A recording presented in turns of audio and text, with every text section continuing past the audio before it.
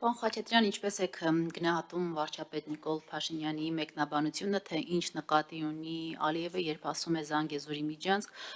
Փաշինյանը հետևյալ կերպ է բացատրում, որ դա Զանգելան հորադիս ճանապարհն է եւ Ալիև ավելի կարճ որոշել է Զանգելան հորադիզը անվանել Զանգեզուրի միջանցք։ Սա մեկ եւ նա նաեւ պահանջել է, որպեսզի քարտեզի վրա ցույց տար, թե որտեղ է այդ Զանգեզուրի միջանցքը,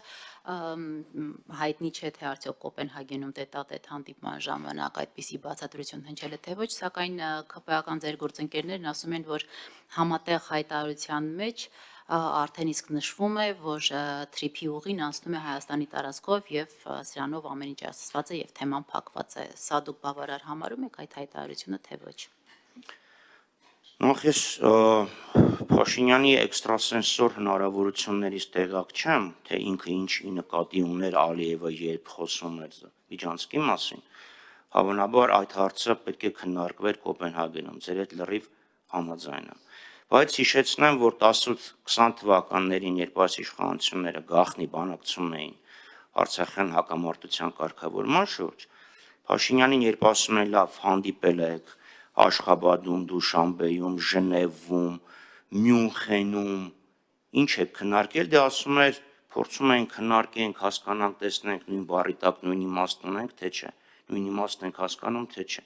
Հիմա ունենք մի իրավիճակ, երբ Փաշինյանի մեկնաբանությունները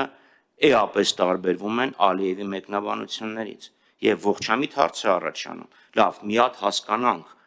այս բառի տակ ինչ ենք հասկանում։ Միգուցե այլաբանություն է, ինչպես ձեր գործընկերուհին ասաց,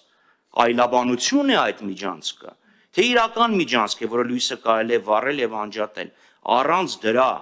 այս հափշտապությունը ինչով է պայմանավորված։ Իրոք հարցեր են, որ ուզում ենք հասկանանք, կրկնում եմ, նույն Թրամփը կա, ելույթը, խոսքը կա։ Նայեք, մարդը օգտագործում է միջանցք կորիդոր արտահայտությունը, եթե դա հստակեցված չի, ինչ են ստորագրում։ Կրկնում եմ, Փաշինյանի, Հայաստանի իշխանությունների պահանջը բոլոր կապուղիների միաժամանակյա ապաշրջափակումը փոխարինվել է փոխադարձ առավելություն, անորոշ, անսահմանելի մի ինչ-որ նախադասությամբ։ Որոնք են այդ փոխադարձ առավելությունները։ Նույն Նիկոլ Փաշինյանը 2001 թվականին ասում էր, միջանցքը պետք է թուրքերին եւ ամերիկացիներին տանք, փող աշխատենք։ Փող աշխատելը ինքը դիտում էր որպես փոխադարձ առավելություն։ Կարող ենք բացառել, որ հիմա էլ դա նկատի ունի։ Չգիտեմ, ի տարբերություն Փաշինյանի, ես էքստրասենսոր ունակություններ չունեմ եւ իր մտքերը կարդալ չեմ կարող։ Բայց երբ խոսում ենք օրինակ սահմանը, ցույց տվեք սահմանը գծեք, չէ՞ որ ասում էր 77-րդ վեաժողովի ժամանակ։ Դրանից հետո Հայաստանն առաջարկում էր Գենշտաբի, ՍՍՄ Գենշտաբի 74-79 թվականի քարտեզները օգտագործել որպես հիմք, բայց այդ քարտեզները այլևս չեն դիտարկվում Ադրբեջանի կողմից։ Երբ որ Փաշինյանն ասում է եկեք այս թեման փակված համարենք, փակված համարել կարող ենք Զանգեզուրի միջանցքի թեման, ինքը հենց այդ Քարորիայի հարց ու պատասխանի ժամանակ էր ազգային ժողով կառավարություն ասաց եկեք թեման փակված համարենք, որտեղ սա նկատի ունի Զանգելան հորադիզը։ Նո, ինքը թող փակված համարի, բայց դա չի նշանակում, որ թշնամին